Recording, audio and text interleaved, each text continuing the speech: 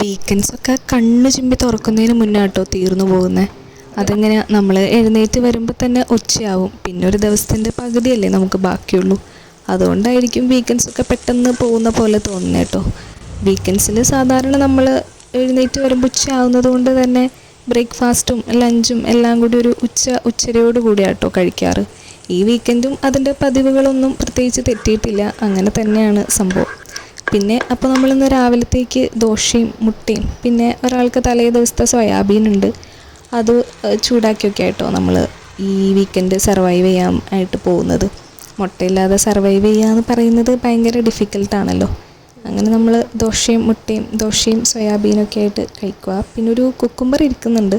നമ്മൾ ഹെൽത്തി ആക്കാൻ വേണ്ടിയിട്ടൊന്നും അല്ല, എന്നോ ഒരു ആവേശം തോന്നി വാങ്ങിയിട്ട് കുക്കുംബർ ബാക്കി ഇരിക്കുന്നുണ്ടായി. ഇനി വെച്ചാൽ അത് ചീത്തയാവും. അതുകൊണ്ട് ഇന്നത്തേക്ക് അകത്താക്കാമെന്ന് വിചാരിച്ചു. അങ്ങനെ നമ്മൾ സോയാബീനും മുട്ട വറുത്തതും ദോശയും കുക്കുംബറൊക്കെ ആയിട്ട് വീക്കെൻഡ് കഴിഞ്ഞു.